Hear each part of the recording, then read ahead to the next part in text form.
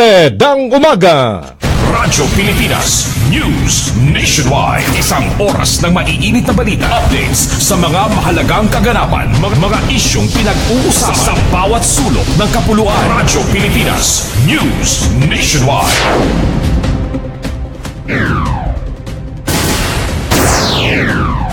Sa ulo ng ating mga nagbabagang balita, death trust rating ng Pangulong Duterte, excellent na naman! Malacanang ikinagalak ang World Bank report na nagsasabing fastest growing economy sa ASEAN region ang Pilipinas. Mga kabayan block ipinitisyon ng bagong tax reform law sa Korte Suprema. Malacanang giniit ang enrolled bill principle ng train law. Simula sa Lunes, Enero 15, dobleng sahod ng mga sundalo at pulis, matatanggap na. Senador Manny Pacquiao tiwalang may papanalo ng gobyerno ang gira kontra sa iligal na droga kung may babalik ang parusang bitay.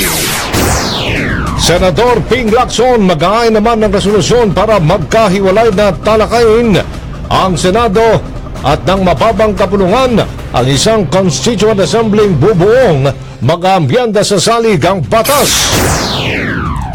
Balita naman sa Ibayong Dagat, Santo Papa inatasan ng Vatican na i-take over ang Catholic Society sa Peru matapos pong maakusahan pa ng pangabuso sa mga menor de edad ang founder nito.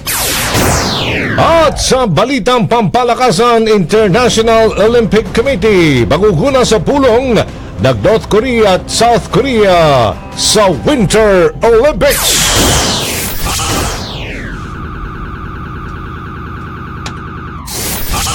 Alyanige at Aljo Bendijo. Radyo Pilipinas News Nationwide. Ay, ngayon po Biyernes, ika-12 ng Enero taong 2018 ang inyong mga tagapagbalita. Alan Alyanige. Ako naman si Aljo Bendijo. Radyo Pilipinas News Nationwide. Radyo Pilipinas. Mustahin po natin lagay ng panahon. Live mula Pag-asa, Nikos Peñaranda. Nikos, kamusta ang buong Pilipinas? Yes, maraming salamat at magandang umaga po at yes, most ng sa kabuuan po ay maganda naman ang panahon sa malaking bahagi ng bansa, maliban lang po dito sa Bicol Region, Eastern Visayas at Quezon Province. So doon po kasi yung tinatawag natin na tail end ng cold front, kung saan po doon po yung nagtatagpo yung mainit at lamig, at kaya naman maulan na panahon ang inaasahan natin at may tsansa ng thunderstorms. Kaya naman pinag-iingat natin ang mga kababayan natin po roon dito po sa Bicol Region, Eastern Visayas at ang Quezon Province, dahil nga sa maulang panahon pwede po magkaroon ng flash floods at landslides, so doon po sa areas na yan. Samantala sa norte po ng area na yan, nakaapekto nga itong malamig na hangin, may kalamigang hangin na amihan, kaya naman itong eastern section naman po ng central at northern Luzon ay may mataas na tsansa na mga kalat-kalat na pag-ulan ngayong araw, pero mostly po mahihina lang. Dito po naman sa Metro Manila, Ilocos Region at ang nalalabing bahagi ng Central at itong Calabar Zone, so yan po yung western areas, ay of course mas maganda po yung panahon. Medyo may makulimlim na, may mga pagkulimlim pero mababa naman ang tsansa ng mga pag-ulan. Usually po mga mahina or mga pag-ambon lamang. Dito naman sa Visayas, of course, at Mindanao, ang Mimaropa area ay mas mainit po ang panahon, mas maalinsangan, at pero may mga tsansa po ng mga localized thunderstorms at or rain showers. Metro Manila po, dahil nga malakas po ang amihan natin ngayon, may kalamigan, so 24 to 29 degrees Celsius ang tinatayang agwat ng temperatura. At dahil nga nabanggit natin ang malakas na ihip ng amihan, meron po tayong kaakibat na babala para po dun sa karagatan, dahil po malalaki po kasi ang alon na inaasahan natin o nararanasan sa mga areas po katulad ng sa Batanes, itong extreme northern Luzon, ang Ilocos provinces, ang Cagayan, Isabela, Aurora, kasama na po itong La Union hanggang Pangasinan. So dyan po sa northern Luzon at central Luzon. Dito naman po sa bandang Katimugan ng Quezon, kasama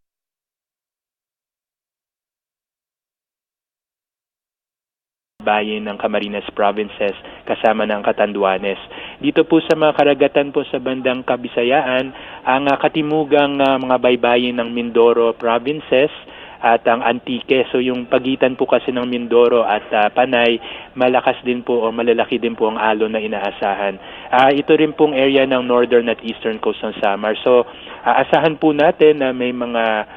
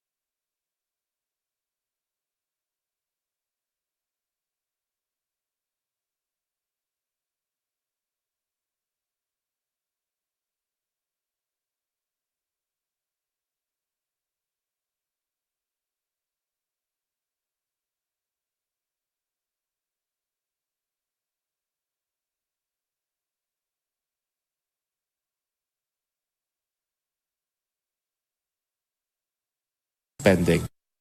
Iyan po ang pahayag ni Presidential Spokesperson Harry Roque. Radyo Pilipinas News Nationwide. Samantala, walang quorum o kulang ang bilang naman ng mga kongresistang ng pagtibay ng Bicameral Conference Committee report hinggil sa train law. Ito ang ginit ng mga kongresista mula sa Makabayan Block ng hilingin sa Korte Suprema na ipahinto ang implementasyon ng tax reform for acceleration and inclusion of train law. Sa kanilang petition for certiorari, ginit ni na ACT at Representative Antonio Tino Carlos Zalate ng Bayan Muna at Ariel Casilaw ng Anak Pawis na maglabas ng Temporary Restraining Order o TRO ang Korte Suprema at ibasura ang train law. Ayon sa Makabayan Block, nilabag ng Kongreso ang saligang batas ang sarili nitong rules na pagtibay ng Bicameral Conference Committee report hinggil sa train bill kahit walang quorum.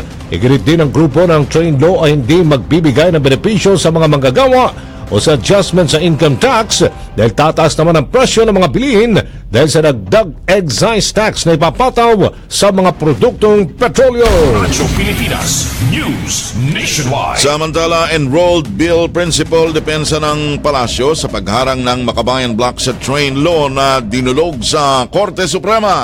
Radyo Pilipinas Report. Mula sa Malacanang, daritong report ni Alvin Baltazar. Alvin! Magandang umaga, Sir Alan. Pasok sa tinatawag na enrolled bill theory ang pagkakaratipika sa tax reform and acceleration inclusion o train law. Ito ang pahayag ng palasyo kasunod ng sinimulan pag-question kahapon sa Supreme Court ng Makabayang Bloc ang legalidad ng tax reform. Paliwanag ni Presidential Spokesperson Attorney Harry Roque na sa ilalim ng enrolled bill principle, ito ay ang sertifikasyon ng isang batas na kapwa dumaan sa Senate President at Speaker of the House, batay na rin sa isinasaad ng saligang batas. Ang naturang prinsipyo, ani Roque, ay binibigyan respeto at kinikilala ng hukuman, kaya't kumpiyansaan niya sila na ang kine-question quorum ng Makabayang Bloc sa Kamara ay kayang depensahan sa pamamagitan ng enrolled bill principle. Kahapon ay formal na dumulog sa kataas-taas ang hukuman ng opposition congressman sa pag-asang makakakuha ng temporary restraining order o TRO at iharangin ang pagpapatupad ng batas sa panibagong tax system. Mula sa Palasyo ng Malacanang, Alvin Baltasar, Radyo Pilipinas. Radyo Pilipinas News Nationwide. Mananatili ang presyo naman ng NFA rice sa mga pamilihan sa buong bansa. Tiniyag ito ni NFA Administrator Jason Aquino sa kabila ng pangamba ng ilan na tataas ang halaga ng bigas dahil sa ipinatutupad. Tataas ang halaga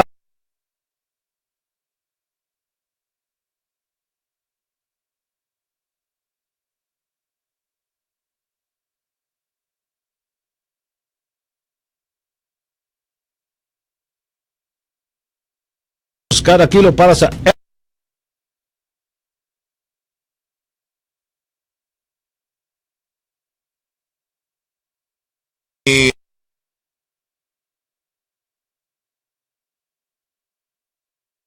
na magsagawa ng cost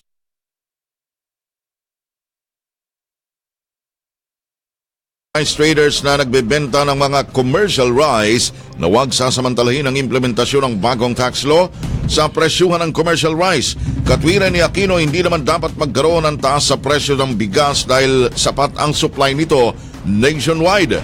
Nanawagan din ng NFA sa publiko na i-report o i-reklamo ang mga illegal activities sa bentahan ng bigas tulad ng overpricing sa hotline 8888. Pwede ring mag-report sa social media accounts ng NFA na facebook.com/NFA Public Affairs at Twitter at Instagram at bigas_NFA.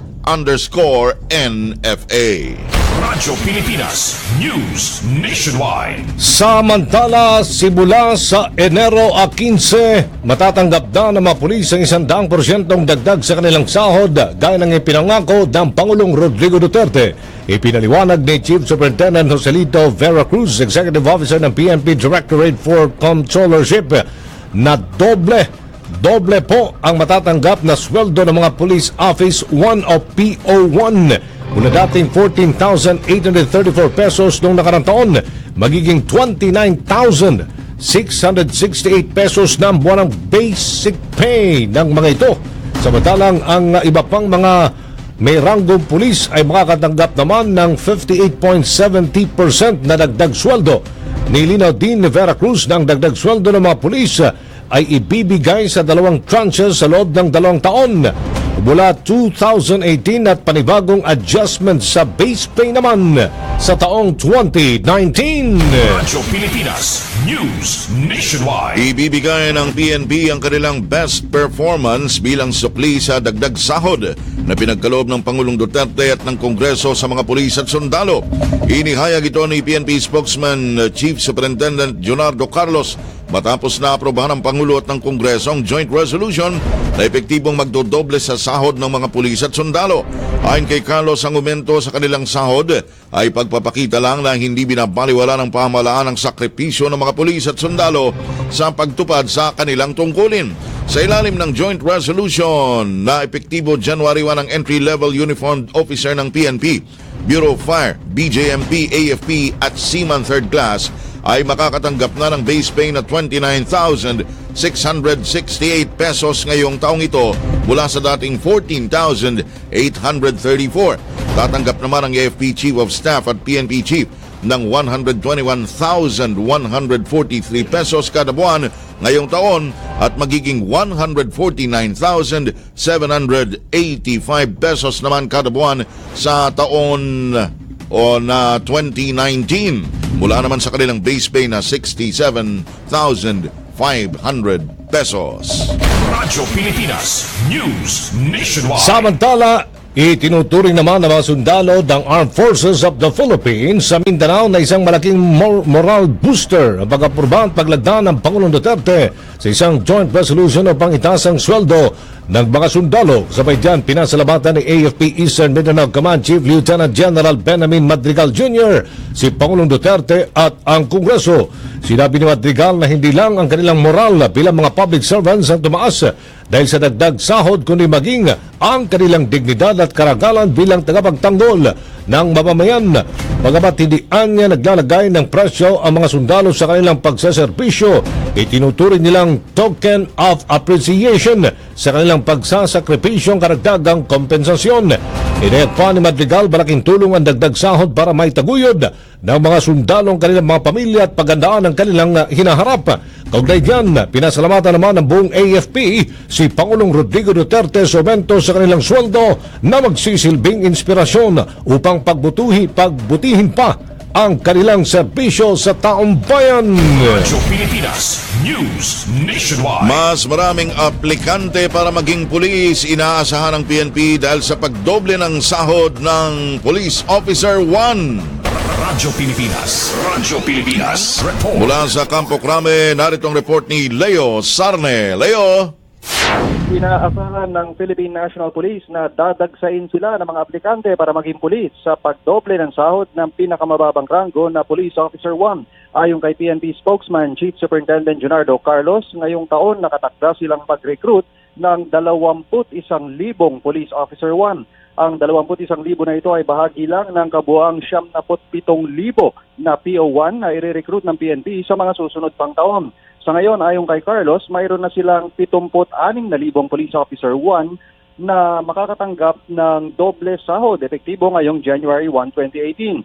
Ang sahod na ngayon ng isang PO1 ay 29,668 pesos kada buwan mula sa dating basic pay na 14,834 pesos. Sa kabuuan niya, mayroong 180,000 PNP personnel ang pambansang pulisya na lahat ay makakatanggap ng dagdag sweldo na ang porsyento ng pagtaas ay depende sa rango. Payo naman ni Carlos sa kanya mga kabaro na tapatan ang kanilang dagdag na kita sa pamamagitan ng mas mabuting pagsaserbisyo. Mula sa PNP, ito si Leo Sarne para sa Radyo Pilipinas. Radyo Pilipinas News Nationwide. Alan Alyanige at Aljo Bendijo. Radyo Pilipinas News Nationwide. Mabuting paalala mula sa SSS. Layunin ng SSS na mga benepisyo ay agad na ibibigay sa panahon ng pangangailangan. Bilang miyembro, siguruhing kontribusyon ay laging sapat at on time. Mga loan ay mga pribilehiyong napakinabangan. Maayos na pagbayad nito ay pagsigurong sa muling pangangailangan, ito ay agarang maaasahan. Mabuting paalala po muli, siguruhing nasa ayos ang ating SSS membership upang benepisyo at pribilehiyo ay hindi naaabala.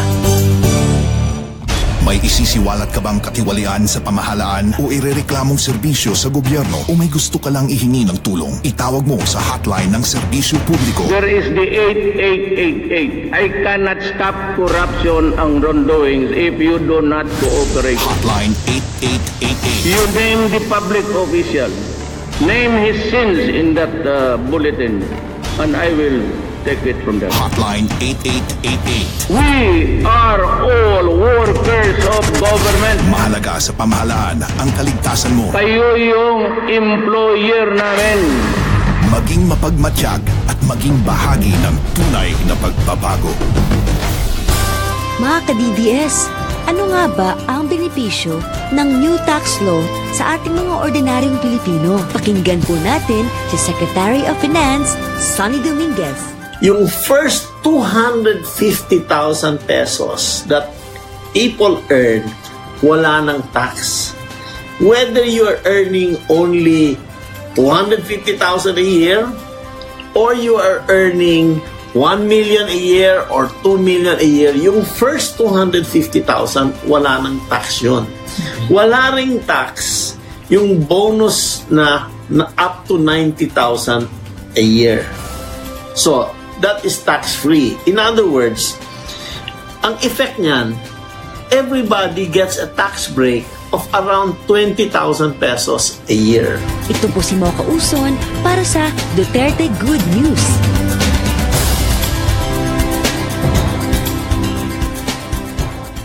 Radyo Pilipinas News Nationwide. Nagpabalik sila Alan Aldenige at Aljo Benito. Radyo Pilipinas News Nationwide. Ay, napapanood po din tayo sa FB page ng Radyo Pilipinas sa Radio TV Malacanang, Presidential Communications Operations Office, Philippine Information Agency, Philippine News Agency, at napapakinggan sa Radyo Pilipinas 2918. Siyempre tayo po isabayan din na napapakinggan sa mga Radyo Pilipinas stations sa Luzon, Visayas at Mindanao. Sa Luzon, nariyan po ang DWFB Lawag, DWFR Bontoc, DZAG Agoo, DWRB Daga, DWLC Lucena, DWRM Palawan. Sa Visayas naman mga kaibigan, DYMR Cebu, DYSL Sogod, DXRG Hingoog. Sa Mindanao, DXDC Tawi-Tawi, DXJS Tandag, DXIM Cagayan de Oro City. Radyo Pilipinas News Nationwide. Tuloy-tuloy po ating palitan. Inamin po ni Presidential Spokesperson Attorney Harry Roque na spekulasyon diyang naging napayag na dodoblehin ang sweldo ng mga guro tulad sa mga pulis at ng mga sundalo. Sa payag, sinabi ni Attorney Roque na hindi niya alam kung magkano talagang aumento sa sahod ng mga guro na niya ay posible ring matoble tulad ng mga sweldo ng mga pulis at ng mga sundalo, pero kaagad ding itinagdag na spekulasyon lamang ito at sinabi pang makakamit ito ng mga guro sa lalong madaling panahon. Nailina naman ni Budget Secretary Ben Jokno na wala ito sa prioridad ng pamahalaan dahil ang pangunahing programa ng Pangulong Duterte ay ang Build. Pagkataan niya dito ay may aasang aumento naman na abot sa 16% ng mga guro ngayong taon at maging sa mga susunod pang taon sa Salary Standardization Law. Higit pa ni Roque, sinabi mismo ng Pangulo sa pulong ng gabinete noong Lunes na ihanap ng paraan kung paano madagdagan ang sweldo ng mga ito. It is true that my speculation could be wrong, but I did not unequivocally state how much the increase will be. I am unequivocally stating that the President ordered everyone to study how to increase the salaries of teachers. Tinig pa yan ni Presidential Spokesman Harry Roque. Radyo Pilipinas News Nationwide. Sa kabilang dako, naniniwala naman si ACT Party List Representative Antonio Tino na kaya ng pamahalaan na taasan ang sahod ng mga public school teachers. Sa panayam ng Radyo Pilipinas, sinabi ni Tino na dapat gawa ng paraan ng Department of Budget kung paano mabibigyan ng dagdag na sahod ang mga guro. Katwiran ni Tino, kinaya ng gobyerno na doblehin ang sahod ng mga sundalo at pulis, kaya posible rin anyang magawa ito sa mga guro. Definitely kakayanin in the same way na kinaya ng gobyerno yung malaking pagtaas sa sweldo ng pulis, sundalo at iba pang uniform personnel na patutupad na starting ngayon, this year. So, kaya naman yun eh. In fact, unprecedented yung binigay na increase sa uniform personnel dahil isang installment lang yung buong increase ang nabigay na. In the past, yung mga salary increase palaging by usually 4. So, in other words, kaya yung gano'n. Usually, pinapakita na basta gusto, kakayanin. Si ACT Party List Representative Antonio Tino. Radyo Pilipinas News Nationwide. Samantala po naman ang paniniwala ni Senador Manny Pacquiao na may papanalo ng pamahalaan ang giyera kontra iligal na droga. Isa sa nakikitang solusyon dito ni Pacquiao ang pagbabalik ng parusang bitay. Sa panayam ng Radyo Pilipinas, sinabi ni Pacquiao na kailangan maging matatag ang pamahalaan para igalang ng sambayanan. Mananalo tayo basta firm lang ang ating government, especially itong restoration ng death penalty. Isa na yan sa makakatulong at yan naman ang sinusulong ng ating Pangulo na maging respetado ang ating government, maging igagalang ng buong sambayan ng Pilipino at kasi unti-unting nawawala yung respeto ng tao sa government eh. Kailangan ibalik yun. Ibalik yung respeto at pagsunod. Yun ang nawala eh. Because of too much freedom. Tinigyan ni Senador Manny Pacquiao. Radyo Pilipinas News Nationwide. Maghahain naman ng resolusyon si Senator Panfilo Ping Lacson na naglalayong buuin ang Senado bilang Constituent Assembly na hiwalay sa mababang kapulungan upang isulong ang pag-amyenda sa 1987 Constitution. Sinabi ni Lacson na kung makikihalo ang Senado sa mga kongresista para maamyenda ng konstitusyon, mawawalan sila ng boses dahil 24 lamang ang mga senador. Katwiran pa ni Lacson kung mapagtitibay ang resolution sa susunod na linggo, magiging Constituent Assembly ang Senado at pwede na nilang simulan ang talakayan sa aamyendahang mga probisyon ng saligang batas. Kung lulusot ang resolution, nais ni Lacson na magkaroon ng kanya-kanyang panukala ang Senado at Kamara tungkol sa mga babaguhing probisyon. Pagkaraan ito ay saka pa lang daw magpupulong ang dalawang kapulungan para i-reconcile ang mga hindi napagkasundo ang mga probisyon. Naniniwala si Lacson na dapat magkaroon ng pantay na kapangyarihan ang dalawang kapulungan ng Kongreso sa gagawing pag-amyenda sa Konstitusyon. Radyo Pilipinas News Nationwide. Sa kabilang dako naman, iba ang ipinayag ng pangamba ni Attorney Derrick Colbinares sa posibilidad ng nakambang na peligro sa buong panahon na idinaraos ang CONAS. Ayon kasi sa dating kinatawan ng bayan muna, kailangan munang buwagin ang Kongreso bago muling magsanib ang dalawa nitong kapulungan bilang Constituent Assembly. Sa panahon ding ito, anyay baring magpatibay ng mga batas at si Pangulong Duterte tulad din ng ginawa ni Marcos noong Barcelona matapos niyang buwagin ang Kongreso. Nangangampampayan muna na posibleng ideklara ng Pangulong Duterte ang batas militar sa buong bansa. Sa panahong naging CONAS ang Kongreso ay wala ng institusyong pipigil sa kanya. Radyo Pilipinas News Nationwide. Resolusyong nagtutulak sa pag-convene ng Kongreso bilang CONAS pipiliting may pasana sa Kamara sa susunod na linggo. Radyo Pilipinas Report. Mula sa mababang kapulungan, naritong report ni Marian Bastanza. Marian!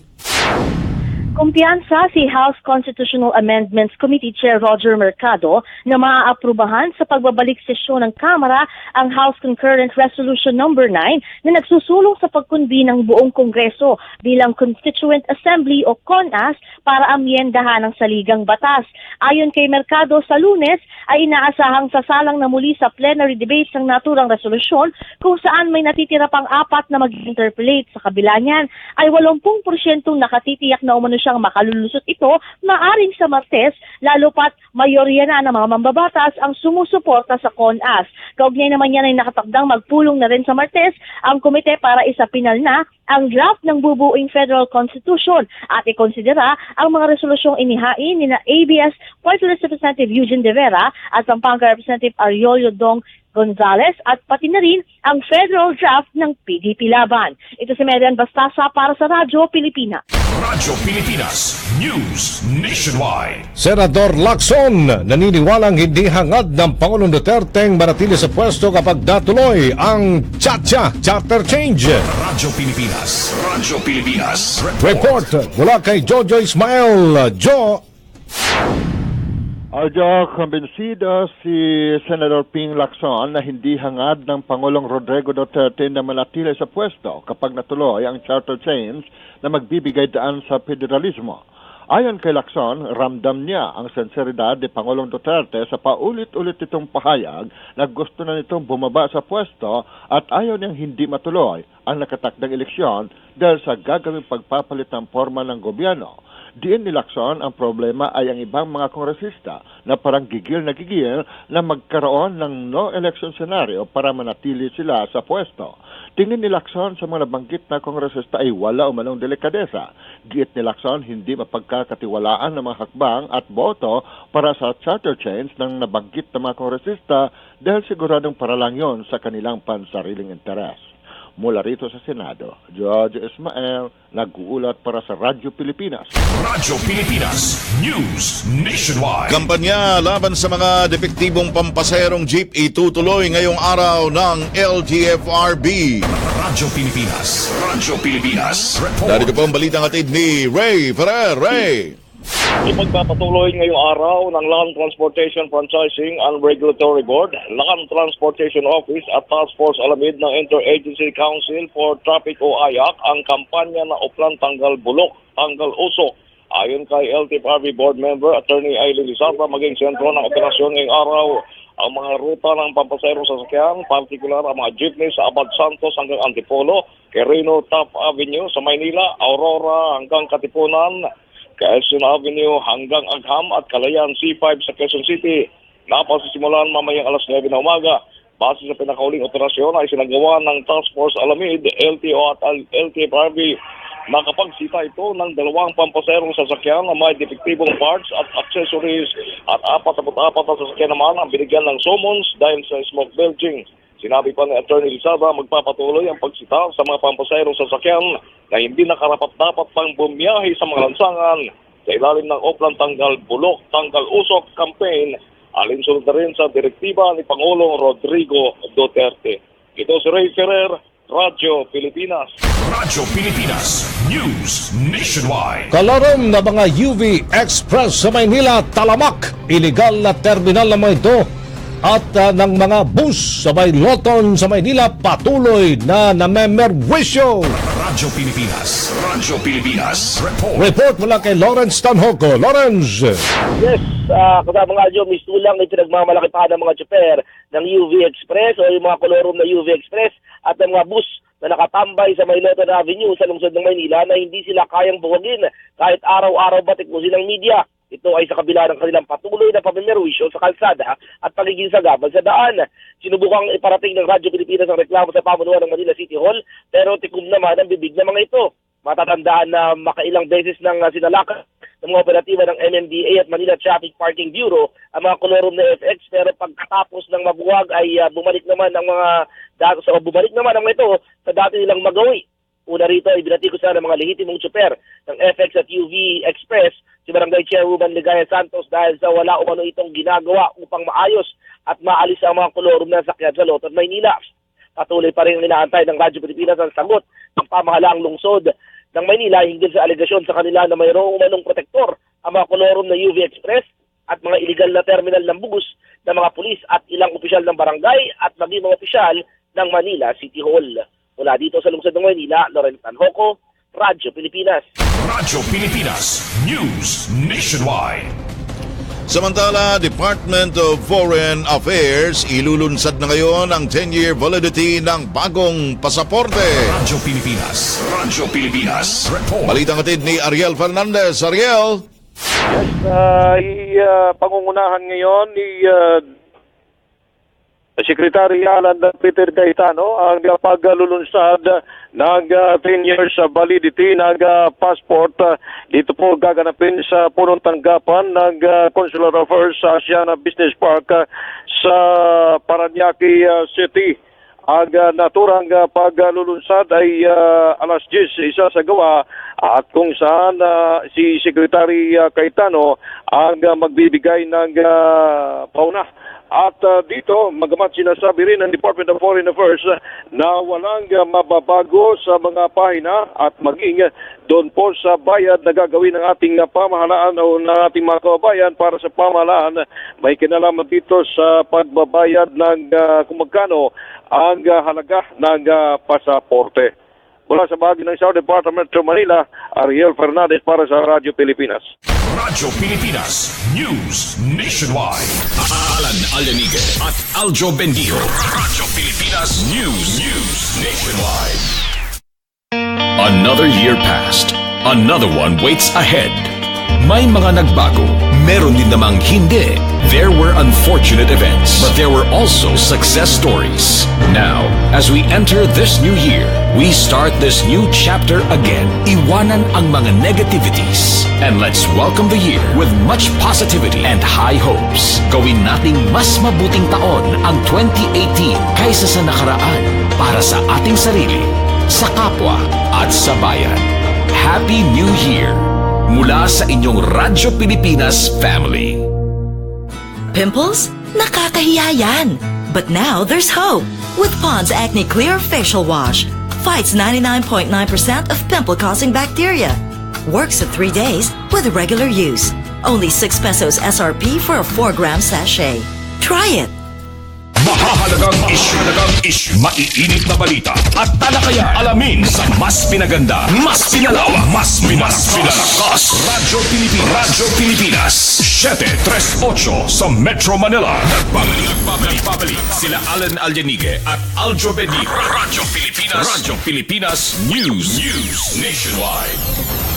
Patuloy po mga kaibigan ng ating balitaan, Radyo Pilipinas News Nationwide. Handa si Presidential Spokesperson Harry Roque sa posibleng buwelta ni dating Palawan Governor Joel Reyes. Kaugnay nito ng posibleng conflict of interest kaugnay sa naging pahayag ni Roque sa kaso ni Reyes. Giit ni Secretary Roque, hindi niya pinagsisisihan ang kanyang mga pahayag sa press briefing sa Malacanang na anyay may basbas mismo ng Pangulong Duterte. Sabi pa ni Roque, anuman ang kanyang pahayag, bahagi ito ng kanyang kapasidad bilang tagapagsalita ng ehekutibo at hindi bilang abogado ng pamilyang Ortega. Well, I welcome that so I can probably explain to the convicted felon. He is a convicted felon, remember? What the role of the executive is, the chief executive. The chief executive is the chief implementer of the law. Every crime is prosecuted by the executive in the name of the people of the Philippines. Of course, it is the duty of the obligation of the state to accord its citizens justice. I spoke in that capacity. I have no regrets, and even the President approved of my statements. Si Presidential Spokesperson Harry Roque.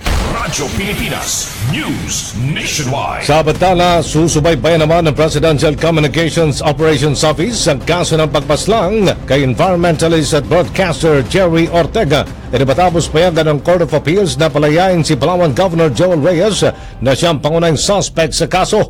Ay kay PCOO Undersecretary Joel Eggo, nagkausap na sila ni Solicitor General Jose Galina at kanilang investigahan kung bakit ganon ang naging pasya ng Court of Appeals. Kabilang sa bubusisi ng PCOO ang nakadagdang pagre-retiro ni Associate Justice Normandi Pizarro na siyang sumulat oponente ng naturang desisyon. Radyo Pilipinas News Nationwide. Nasa bansa ang mga NPA consultants na mag-asawang Benito at Wilma Tiamzon. Ito'y batay daw sa impormasyong natanggap ni Justice Secretary Vitaliano Aguirre sa press briefing sa Malacanang. Giniit ni Aguirre na nananatili pa rin ang arrest order laban sa mag-asawang Tiamzon sa kabila ng nakaing temporary liberty ng kanilang kampo. Samantalang sa panig naman ng gobyerno ay nakapagsumiti na ng motion for cancellation of bail laban sa mga Tiamzon at iba pang mga consultants na pansamantalang pinalaya noon ng gobyerno dahil sa umiiral na peace negotiation sa NPA. At dahil kinansila na nga ng Pangulong peace talks, dapat lang niya na may balik na sa kulungan ang mga NPA consultants.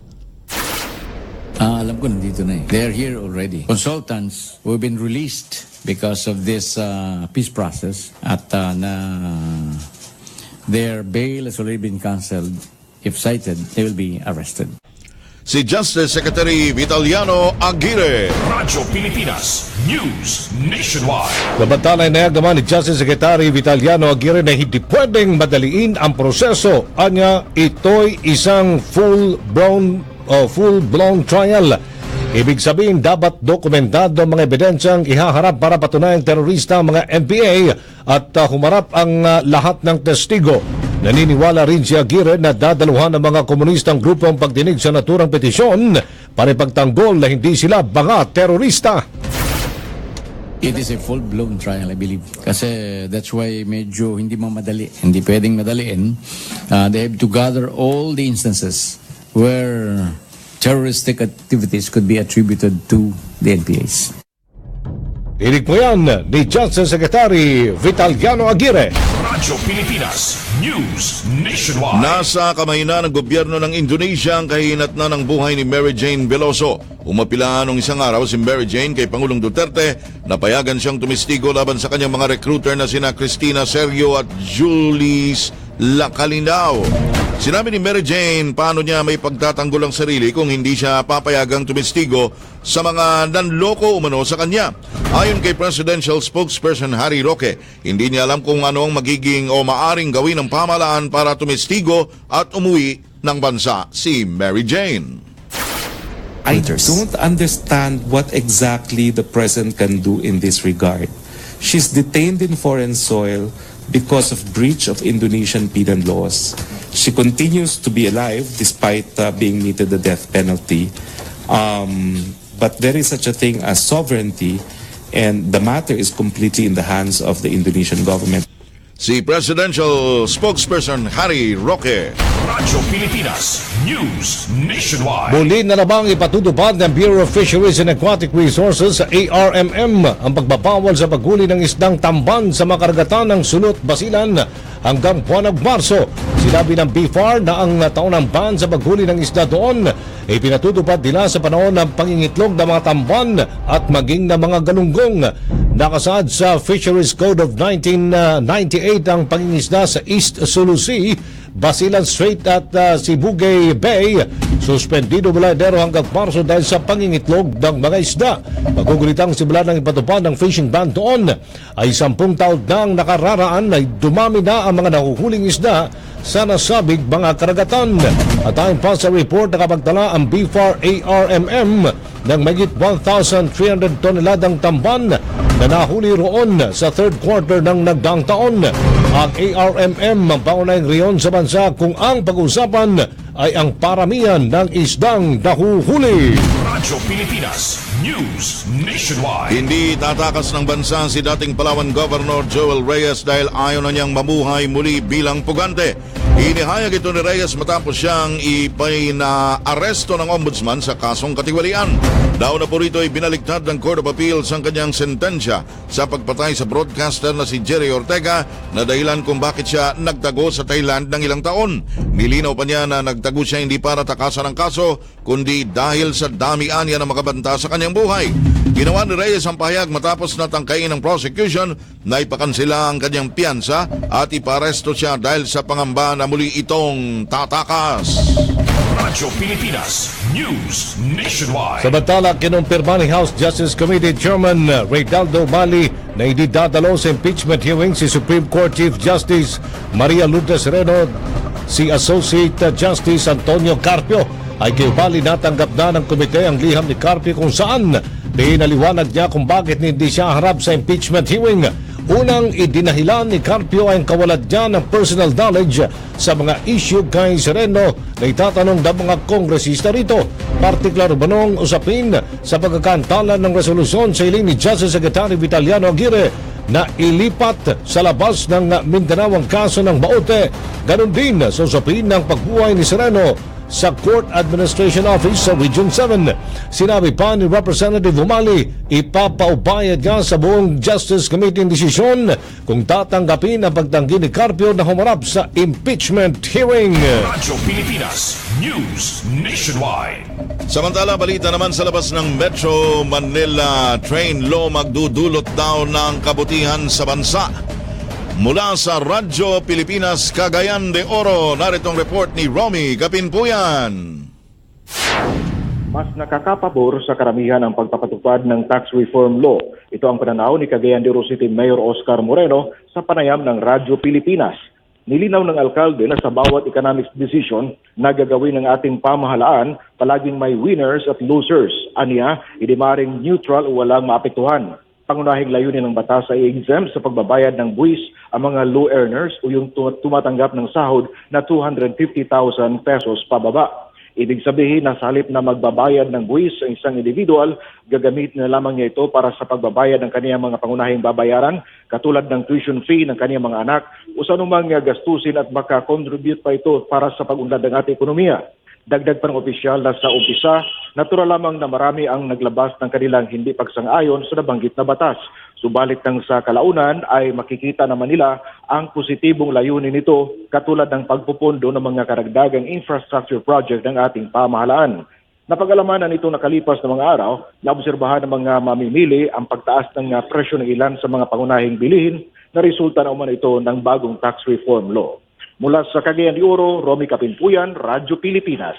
Radyo Pilipinas News Nationwide. Kaso ng cybercrime sa lungsod ng Zamboanga umabot na sa mahigit 200 noong nakarang taon. Radyo Pilipinas. Radyo Pilipinas. Report mula kay Bless Eboyan, Radyo Pilipinas, Zamboanga. Bless.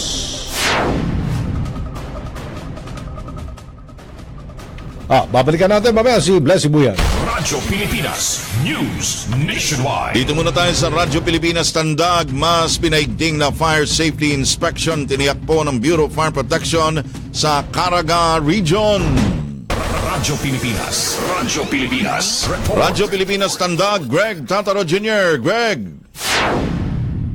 Yes, asahan na ang mas pinagting na fire safety inspection ng Bureau of Fire Protection sa buong Caraga Region.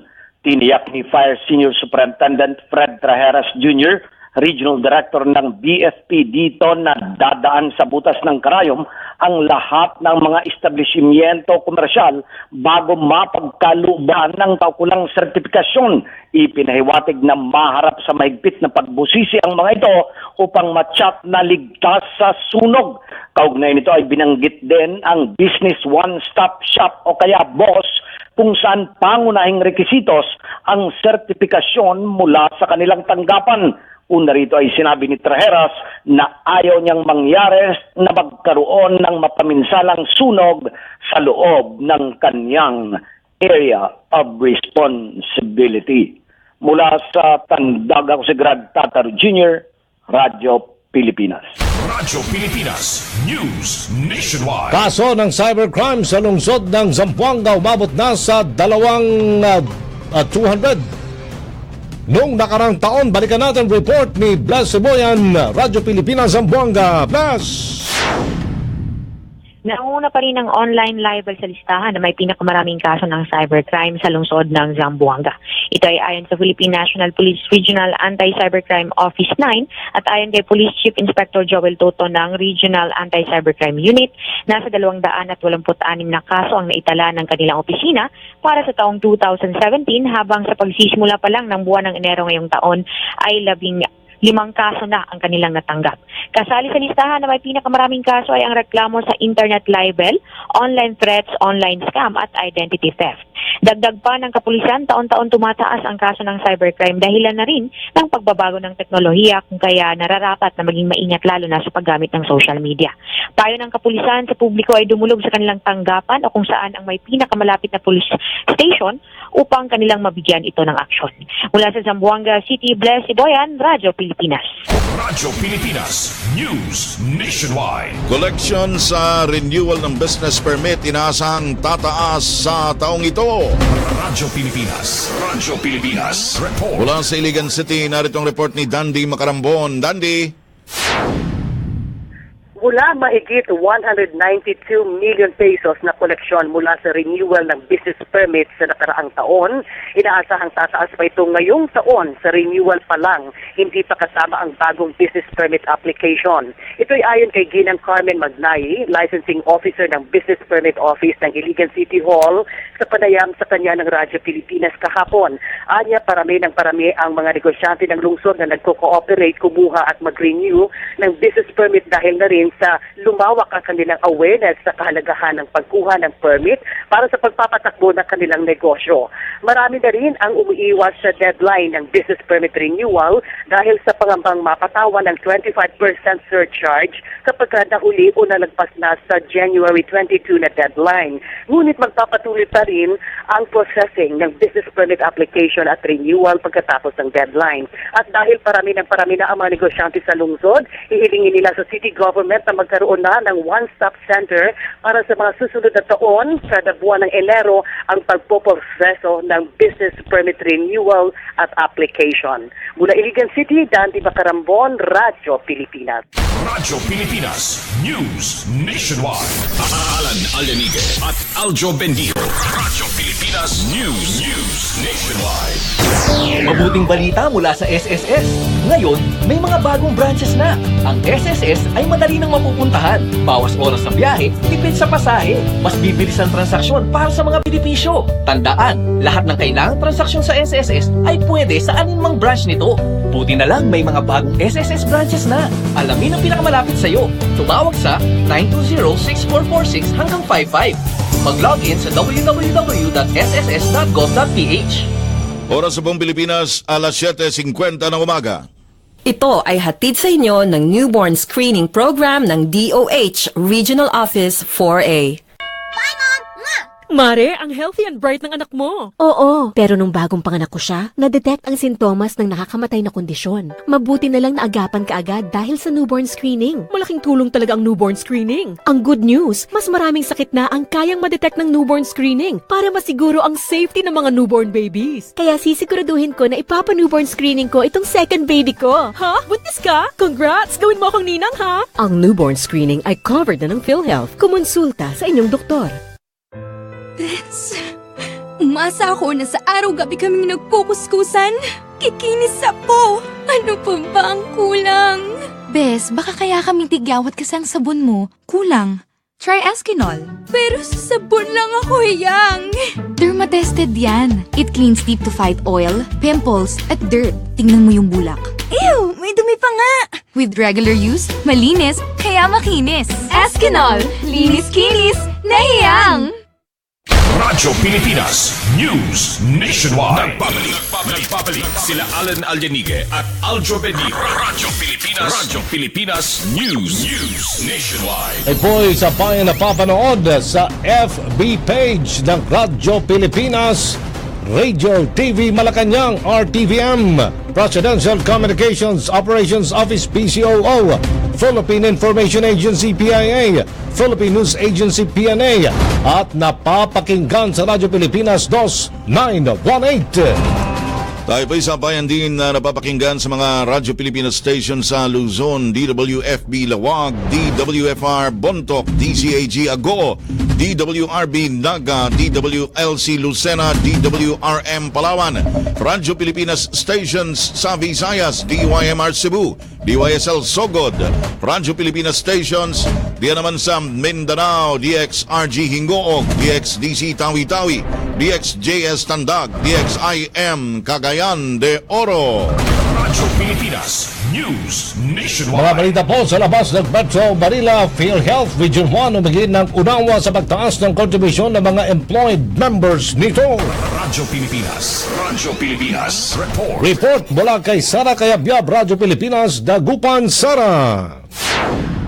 Humingi ng pangunawa ang pamunuan ng PhilHealth Region 1 sa pagtataas ng premium contributions ngayong taon ng mga employed members nito.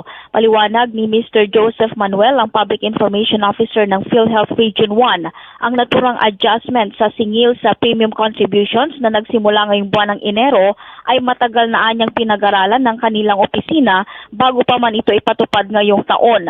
Wala rin anya itong kinalaman sa pangamba ng iba na kaya ito ginawa ay dahil nagkakaroon na ng problema sa pondo ng PhilHealth. Sa katunayan anya ay maayos at matatag ang pondo ng kanilang tanggapan kaya't walang dapat na ipangamba rito ang publiko. Minimal lang din anya ang itinaas nito mula sa 2.5% ay ginawang 2.75% ang kaltas sa basic salary ng isang empleyado at kahati pa niya sa pagbabayad ang kanyang employer. Mula Dagupan City, Sara Kayabyab, Radyo Pilipinas. Radyo Pilipinas News Nationwide. Kampanya kontra teenage pregnancy sa Baguio City, paigtingin ng City Health Office. Radyo Pilipinas Report. Radyo Pilipinas Baguio City, Jong Munar. Jong. Pinampirma ni City Health Officer Dr. Wena Galpo na paigtingin pa nila ang kampanya kontra sa teenage pregnancy sa Baguio City ngayon 2018. Ayon kay Galpo, ito ay sa kabila ng bumaba ang bilang ng kaso ng teenage pregnancy sa syudad na umabot sa 904 mula Enero hanggang Setyembre 2017 kumpara sa 1,300 sa kalintulad na panahon noong 2016. Nilinaw nito na naging malaking tulong sa kanilang programa ang tuwiran at direktang pakikipag-ugnayan nila sa mga paaralan upang ipamulat at ipalaganap ang paksa ukol sa mga negatibong epekto ng maagang pag-aasawa at pagbubuntis sa kinabukasan ng mga kabataan. Batay sa kanilang datos, ang pinakabatang nagbuntis at nakapagluwal ng sanggol ay 10 at mula sa bilang na 94, 259 rito ay residente ng Baguio City. Yan ang huling ulat mula sa Baguio City. Jong Munar para sa Radyo Pilipinas. Radyo Pilipinas News Nationwide. DILG Kalinga sisimulan ang IEC hinggil sa federalism sa mga barangay. Radyo Pilipinas. Radyo Pilipinas. Radyo Pilipinas, Tabuk may report. Aquino Perez. Aquino! Magsisimula ngayong Enero ang DILG Kalinga sa kanilang Information Education Campaign o IEC hinggil sa federalismo sa mga barangay. Ito ang inihayag ni OIC Provincial Director Mayor Adong ng DILG Kalinga sa panayam ng Radyo Pilipinas. Ayon kay Adong, nakatanggap sila ng direktiba kamakailan mula sa sentrong tanggapan nito noong umpisan umano ang IEC o pagpapaliwanag sa sistema ng federalismo at kung ano ang magandang idulog nito sa sambayanang Pilipino. Sinabi niya na habang binabalangkas ng Kongreso ang maparaan para sa pagpapalit ng sistema ng gobyerno, ginagawa rin ng DILG ang kaukulang impormasyon na dapat malaman ng mga mamayan. Idinagdag pa niya na desididong umano si Pangulong Rodrigo Duterte para palitan ang kasalukuyang sistema ng gobyerno sa federal form of government. Samantala, kailangang bilisan din ng mga kongresista ng Cordillera ang pagpasa sa autonomiya para sa Cordillera para manatili at buo pa rin ang resyon sa ilalim ng federalismo. Para sa Radyo Pilipinas, Aquino Perez ng Tabuk City, Kalinga, nag-uulat. Radyo Pilipinas News Nationwide. Balita po sa ibang dagat, inatasan ni Pope Francis ang Vatican na i-take over ang elite Catholic Society sa Peru. Ito matapos ireklamong founder nito ng pangabuso sa mga menor de edad at maging sa kanyang mga kasamaan sa simbahan. At ayon sa Vatican, ginawa nila ang nasabing hakbang dahil sa nakasisira ito sa imahe ng simbahan. Isinagawa naman ang pag-takeover isang linggo bago magbisita ng Santo Papa sa Peru at sa Chile. Papalitan ng isang administrator ang Catholic Society sa Peru dahil sa nakatakdang litising ng taon ng kanilang founder na si Luis Figari.